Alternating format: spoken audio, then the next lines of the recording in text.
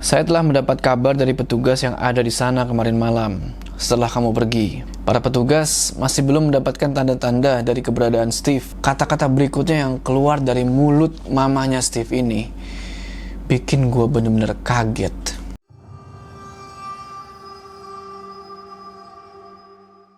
Assalamualaikum teman-teman, balik lagi sama gue. Apa kabar kalian semua? Semoga kalian semua yang menonton video ini diberikan kesehatan, dilancarkan selalu rezekinya, dan selalu dimudahkan urusan-urusannya, dan selalu diberikan perlindungan dari wabah yang sedang melanda dunia saat ini. Kembali lagi kita bakal ngelanjutin cerita dari Ed Balakarsa yang berjudul Diari Steve. Jika tiba waktuku, aku ingin mati di Semeru. Di part sebelumnya kita tahu nih, dosennya Doni bilang kalau si Doni ini ada yang ngikutin. Nah ternyata yang ngikutin si Doni ini adalah The Myth yang berwujud Steve, sahabatnya dia. Dan juga tiba-tiba Doni itu bisa melihat mereka yang gak bisa dilihat orang lain. Mau tahu kelanjutan dari cerita ini? Tonton video ini terus. Bagi yang belum nonton part sebelumnya, gue saranin kalian nonton dulu part-part sebelumnya ya. Linknya di sini. Sebelum kita masuk ke cerita, jangan lupa kalian like video ini, dan bagi yang belum subscribe, ayo subscribe sekarang ke channel ini supaya kalian gak ketinggalan part selanjutnya dari cerita ini. Udah siap ya? Mode horor aktif. Ya, kenapa kok gue sekarang bisa ngelihat mereka? Waktu itu gue belum dapat jawabannya. Akhirnya perkuliahan dimulai. Ya, kayak kuliah biasanya aja. Cuman bedanya, sekarang gue ditemenin sama beberapa demit yang selalu ada di setiap kelas. Kalau dipikir-pikir, gue jadi sangat tertantang. Karena gue ini cuman Doni yang super biasa aja. Nah sekarang tiba-tiba gue jadi Doni yang bisa ngelihat semua demit-demit itu dengan jelas. Kadang gue juga kaget sama takut kalau ngelihat sosok-sosok yang nyeremin. Dalam hati gue bilang, wah gue kira demit itu adanya cuma malam aja. Ternyata siang-siang gini pada nongol ya. Dalam waktu singkat ini, gue berusaha buat ngelupain kesedihan demi kesedihan selama kepergian lu, Steve. Seperti yang Pak Man bilang, gue harus tabah dan kuat dalam ngejalanin semuanya. Setelah kuliah selesai, gue pergi ke depan kampus. Dan gue lihat ada pamflet iklan yang jargonnya itu lemah, letih, lesu. Tulisan iklan yang cukup menghibur sakit dan duka gue lah. Iya, hanya orang sakit aja yang bisa ngerasain ketiga hal tersebut. Gue selalu senyum kalau inget sahabat-sahabat gue yang mamerin pipa hitamnya, rambut cepaknya, dan selalu ngucapin hal-hal yang positif. Mereka temen gue, sahabat gue yang selalu bikin gue ketawa, yang selalu ngasih gue kebahagiaan. Gak kayak lu, Steve. Gak seperti lu yang lari dari kenyataan, yang super bodoh. Lu sepi dan kesakitan. Itu karena ketololan lu sendiri, bukan karena gua atau sahabat-sahabat gua yang lain. Bahkan bukan karena siapa aja yang ada di bumi ini. Tiba-tiba dari seberang gua denger ada yang ngomong, "Tolong aku kawan, aku sangat takut dan sakit." Pas gua lihat, ternyata itu adalah Steve. Tapi sekarang penampilannya tuh lebih kacau daripada terakhir gua lihat dia kegantung di pohon itu. Ya gimana pun juga, gue bener-bener kasihan sama dia. Dan gue bertekad bakal bantu dia buat ngedapetin apa yang dia impikan. Gue sambil berusaha buat tenang bilang ke dia, "Wah, kau Steve, ngagetin aku aja. Apa kau tersiksa dengan kondisimu sekarang ini, Bung?" Dan dia gue lihat nganggukin kepalanya yang kayak patah ke kiri. Gue nanya ke diri gue sendiri, sebenarnya apa yang udah gue perbuat? Sampai-sampai ngeliat demit berwujud Steve yang udah membusuk, kepala patah, lidah yang berhiaskan liur darah, dan mata yang melotot. Tapi walaupun begitu, gue gak ngerasa takut sedikit pun. Ternyata waktu itu gue udah ngelampauin sedikit yang dibilang Pak Man pas ngebisikin gue itu.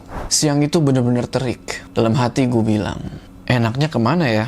Masa dari tadi gak ketemu sama teman-teman nyata sama sekali?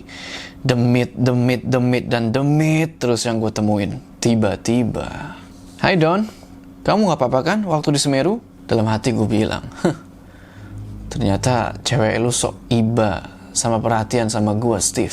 Apa pertanyaan dia itu tulus? Apa cuman pemanis bibir doang? Gue jawab, iya, aku gak apa-apa kok. Yang aku sedih itu si Steve belum ketemu sampai sekarang. Sambil jalan ke arah dimana motor gua parkir, gue ngedenger kata-kata yang bener-bener gak gue duga dari mulut cewek lu, Steve. Alah, gak usah kau pikir lagi tentang Steve. Kan udah ada yang nyari di sana. Kan ada petugas di sana. Gue dorong motor Yamaha 80-an gue menjauh dari pohon asem Belanda itu. Karena emang siang itu lagi panas banget, ceweknya Steve ini ngerengek-ngerengek manja sama gue. Doni, kita berteduh napa? Panas banget di sini tahu. Dalam hati gue bilang, Steve, kenapa lu bisa cinta sama cewek yang pengen harta lu doang? Gue bilang ke cewek ini, ah udahlah, aku mau ketemu pacarku. Kamu pergi aja kemana kek, biar gak kepanasan. Muak gue ngeliat cewek itu. Dia emang cantik, tapi dia gak bisa ngehargain kecantikannya. Setelah itu gue naik motor dan gue jalan ke tempat yang menurut gue nyaman lah. Tempat yang nyaman itu adalah di halte bus belokan kanan rumah gue. Ketemu sama Pak Man, teman sekaligus kerabat baru gue.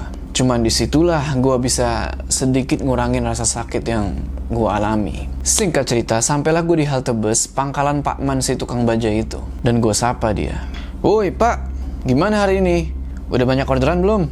Wah, banyak sedikit sudah ditakar Bung. Yang penting kita selalu mencari dan bersyukur kalau sudah dapat. Setelah itu gue pergi ke telepon umum buat ngabarin ibu gue di rumah. Ngabarin kalau gue bakal pulang mungkin sorean. Dan ibu gue selain mengiyakan, beliau bilang juga kalau ibunya Steve nelpon dan nyari gue. Gue disuruh mampir dulu ke rumahnya Steve sebelum pulang. Di situ gue bertanya-tanya, apa yang sebenarnya bikin ibunya Steve nyari-nyari gue? Apa demit berwujud Steve itu bikin ulah di keluarganya? Pak Man bilang, ada apa lagi Bung? Sini, ini ada es serut. Aku beli di samping pasar tadi. Ayo kita minum bareng. Hari sekarang udah masuk ke waktu sore. Dan di situ gue agak ngerasa bosen gue ngeliat bentuk mereka yang gak kasat mata. Sampai sering kali gue ketawa karena ngeliat bentuk dan tingkah mereka yang lucu. Ada pocong yang lagi berdiri mematung di bawah lampu taman seberang jalan. Ada none Belanda yang gak berhenti-berhenti nangis di dekat jembatan. Ada demit kayak dua manusia kodok yang saling gendong-menggendong. Mungkin bagi orang lain itu serem, tapi bagi gue itu lucu. Gue nanya ke Pak Man, Pak Man, aku kok sekarang tiba-tiba bisa ngeliat demit dan hal gaib lainnya itu ya? Sebenarnya apa dan kenapa Pak? Pak Man gak jawab panjang lebar. Dia cuma bilang, nikmatin aja. Sore itu gue ngobrol-ngobrol, bercanda-bercanda sama Pak Man. Sampai Pak Man bilang, Bung Doni, ini udah sore. Kamu pulang aja dulu. Oke Pak, saya sekalian mau ke rumah ibu dari sahabatku yang melet-melet itu. Gue ngomong gitu sambil ngelirik ke arah demit yang berwujud Steve itu.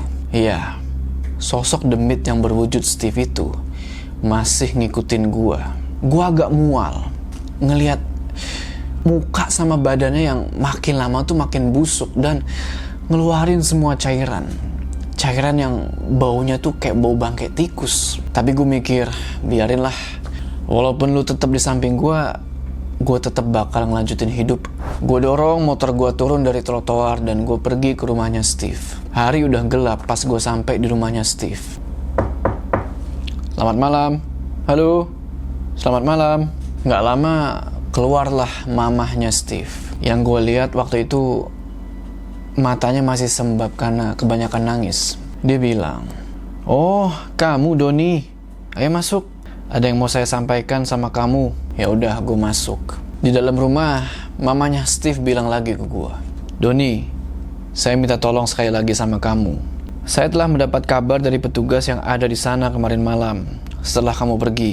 Para petugas masih belum mendapatkan tanda-tanda dari keberadaan Steve." Kata-kata berikutnya yang keluar dari mulut mamanya Steve ini bikin gue bener-bener kaget. "Tante minta tolong kamu antarkan tante ke sana ya.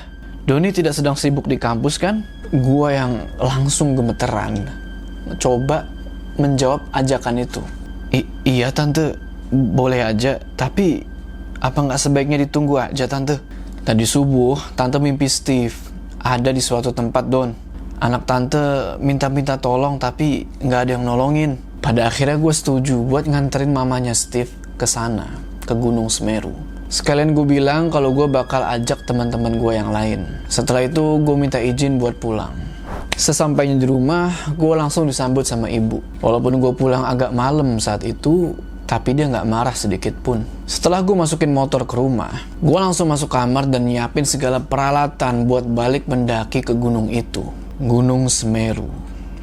Gue ngehubungin teman-teman gue yang lain buat gue ajak, tapi nggak ada satupun dari mereka yang mau nemenin gue buat nganter mamanya Steve. Ada yang alasan inilah, itulah. Gue sadar dan ngerti kenapa mereka nggak mau. Dan gue yakin alasan-alasan itu cuman buat nutupin ketakutan mereka aja. Tapi meski begitu, gue nggak maksa mereka buat ikut. Nggak lupa juga gue minta izin sama ibu gue, supaya gue didoain lah. Waktu itu ibu gue lagi ngelap-ngelap meja dapur, dan dia bilang, "Tumben kamu nggak semangat gitu, Don.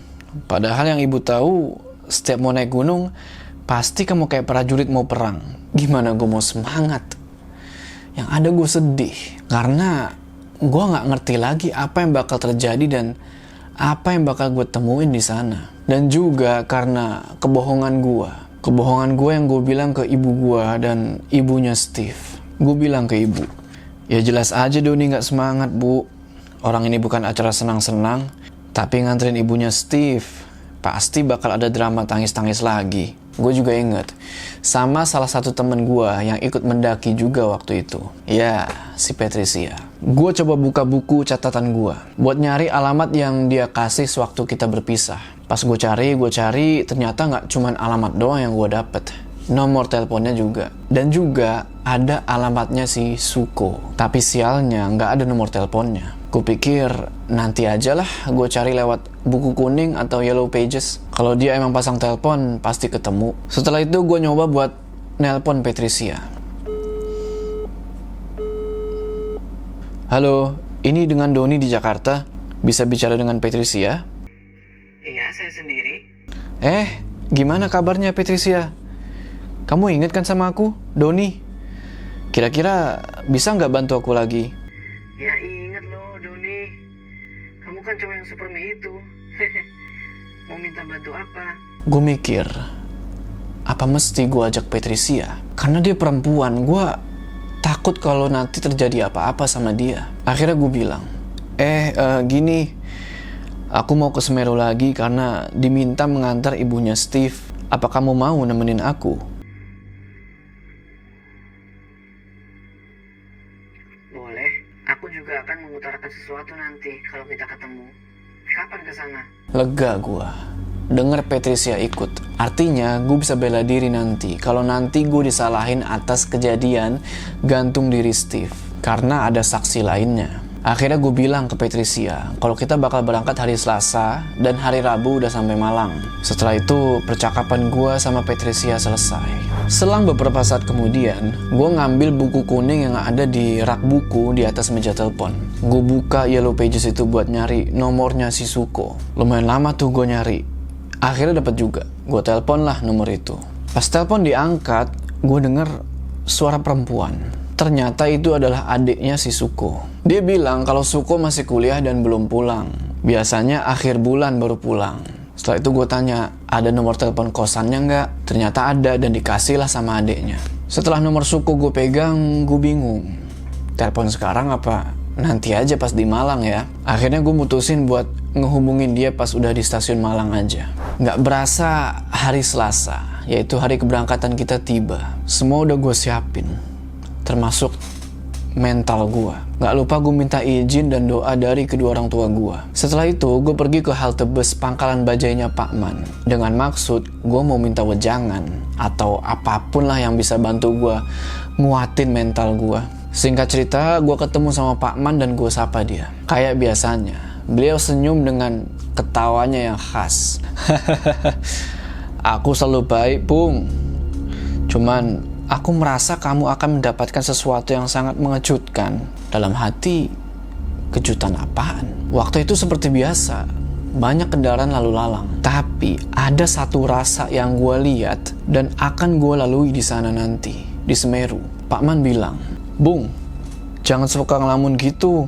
Apa yang kamu lihat barusan adalah mata batinmu saja. Kenyataannya bisa terjadi ataupun malah tidak terjadi sama sekali, Bung." Akhirnya gue bilang ke Pak Man, kalau nanti sore gue bakal nganterin mamanya Steve buat balik lagi ke Gunung Semeru. Pak Man di situ cuman diem.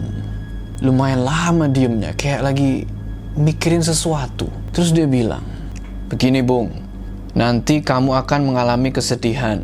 Ya, dikala orang tua temanmu itu tahu bahwa anaknya mati bunuh diri, bukan hilang seperti yang kalian kabarkan saat ini. Gue mikir, aduh, gue keluar dari masalah itu, sekarang gue masuk lagi. Tapi gue udah janji sama mamahnya Steve buat nganterin beliau ke sana. Gak mungkin gue batalin. Setelah itu Pak Man ngasih gue kayak semacam bungkusan yang gue gak tahu apa isinya. Dia bilang gue bisa gunakan itu nanti kalau ada sesuatu yang bikin gue bingung. Sore harinya sekitar jam 3 gue sampai stasiun kereta dan mamahnya Steve udah nungguin gue. Waktu itu mamahnya pakai tas punggung kayak anak sekolahan. Setelah gue sapa mamahnya Steve, gue langsung pergi beli tiket tujuan Malang. Singkat cerita, 1 jam kemudian akhirnya kereta kita datang. Terus kita masuk ke gerbong. Kalau nggak salah waktu itu gerbong nomor 6. Tempat duduk 34C dan 34D. Kita duduk saling hadap-hadapan. Kita juga duduk ditemanin sama pasangan suami istri yang usianya tuh kira-kira kayak orang tua gue lah. Gak lama kemudian kereta jalan. Kita cuma diem selama perjalanan, gak banyak yang kita omongin. Pasangan suami istri itu nanya ke mamanya Steve, mau ke Malang Bu? Ini anaknya ya? Sudah kerja apa masih kuliah? Iya Bu, saya mau ke Semeru.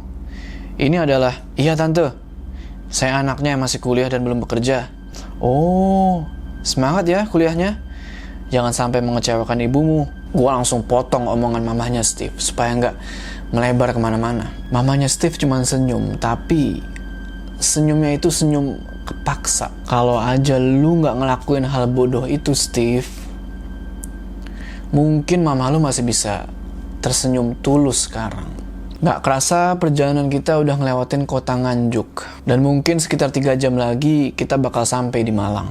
Oh iya, waktu itu pas kita sempat berhenti di salah satu stasiun, gue ngeliat ada anak kecil jualan berambang. Jujur, gue lebih suka ngeliatin anak kecil yang lagi jualan bawang merah daripada gue harus ngeliatin kondektur yang gak ada kepalanya dan demit-demit lainnya. Gue sesekali ngeliatin mamahnya Steve yang sekarang lagi tidur di depan gue. Dalam hati gue bilang, semoga ibu lu kuat Steve. Semoga ibu lu tabah kalau nanti dia udah tahu sama apa yang udah lu perbuat di sana. Di tengah-tengah perjalanan ini gue sempetin buat mesen kayak nasi campur becekan ke pelayan kereta. Satu buat gue dan satu lagi buat mamahnya Steve kalau nanti beliau lapar. Setelah itu tiba-tiba Udah bisa ngeliat yang gaib ya, Dek? pria tua itu nyamperin gue. Dia senyum dan bilang lagi ke gue, Sampean adalah salah satu tempat dia mencurahkan kekecewaannya yang paling mendalam. Sampean harus selalu kuat ya, Dek. Jangan sampai aura sampean mengecil. setelah ngomong gitu, pria tua itu lanjut jalan ke arah belakang gerbong kereta. Gue bingung sampai-sampai gue nggak bisa ngomong apa-apa. Kenapa pria tua itu ada lagi? Persis pas waktu itu gue pulang dari Semeru. Gue mikir, semakin kesini gue semakin aneh aja. Banyak orang yang nggak gue kenal tiba-tiba ngasih peringatan demi peringatan. Setelah itu gue coba makan nasi bungkus yang baru gue beli. Di otak gue banyak bayangan yang melintas. Gue seakan tahu segala hal walaupun hal itu belum terjadi. Dalam hati gue bilang, apakah gue seindigo ini? Gak mungkin. Itu hanya khayalan gue aja. Gue cuma Doni, pemuda biasa. Gue cuma ketemu dengan beberapa orang yang punya kelebihan khusus itu. Dan mana mungkin gue dengan secepat ini punya kemampuan yang sama dengan mereka. Gue makan sambil ngeliat keluar jendela. Setelah gue selesai makan, gue tidur. Gak terasa kereta kita udah sampai di stasiun Kota Malang. Mamanya Steve langsung ngajak gue buat turun dari gerbong. Dan gue pun ngikutin dia dari belakang. Beberapa langkah turun dari kereta, gue ngeliat ada cewek pakai jaket putih. Cewek itu lagi duduk di bangku peron sendirian sambil senderan di carrier-nya, Patricia. Gue pun manggil dan nyamperin dia. Kenalin, ini ibunya Steve. Perkenalkan, saya Ida. Ibu dari Steve yang hilang itu, nak. Saya Patricia, Tante. Saya dulu bareng Doni dan anak Tante naik ke Semeru. Terus gue minta ke mereka berdua buat tunggu di situ. Karena gue mau nyari angkutan dan ngehubungin Suko. Gue terus pergi ke telepon umum di samping loket peron stasiun itu. Dan gue ngeluarin buku saku gue buat nyari nomornya Suko. Pas gue angkat gagang telepon dan gue nyoba buat ngehubungin dia, baru gue pencet 2 nomor. tiba-tiba, "Woi mas, udah siap kah? Aku udah siap mengantarkan kamu dan ibunya ke atas Semeru." Baru gue mau telepon, gak taunya Suko udah berdiri di samping gue dan nempuk bahu gue. Gue bilang ke dia, "Suko, gimana kamu tahu aku bakal kemari lagi?" "Udahlah, aku udah tahu apa yang kamu hadapi selama ini. Dan aku paham bila kamu akan kesini lagi mas." Habis itu gue ajak dia ke Tante Ida dan mereka berkenalan. Setelah itu Suko ngajak kita semua buat ke pangkalan jeep. Dan ternyata dia udah nyiapin tumpangan buat kita ke Ranupani. Nggak cuma itu, dia juga udah nyiapin semua keperluan kita. Logistik, air minum dalam botol, lengkap. Sampai-sampai nasi bungkus udah dibeliin buat kita berempat. Padahal dia nggak nanya berapa orang yang bakal ikut pergi. Gue sempet bingung, ini anak sebenarnya apa ya? Kok udah tahu kalau kita bakal pergi berempat? Ya udahlah, gue nggak mau pikir panjang soal itu. Yang penting gue selalu berdoa buat keselamatan kita semua. Perjalanan pun kita lanjutin dengan menggunakan jeep merah. Perjalanan sebenarnya cukup menyenangkan. Kita ngelewatin beberapa bangunan Belanda, ngelewatin pasar, ngelewatin sawah. Singkat cerita, sampailah kita di Ranupani. Yang waktu itu air danaunya udah menghijau. Kita jalan ke atas, ke pos pertama Semeru yang cuman terbuat dari pondok kayu. Suko udah bayar simaksi atau biaya retribusi buat kita mendaki. Data-data udah diambil, semuanya udah disetujui sama petugas di sana. Dengan dikawal 2 ranger Gunung Semeru, doa dan bismillah, perjalanan menuju trek pendakian kami mulai.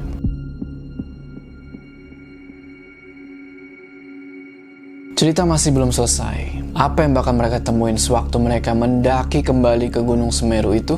Jangan lewatin part terakhir. Sebelum kita berpisah, jangan lupa kalian like video ini, dan bagi yang belum subscribe, ayo subscribe sekarang ke channel ini supaya kalian gak ketinggalan part selanjutnya dari cerita ini. Gua Jo, sampai ketemu di cerita selanjutnya.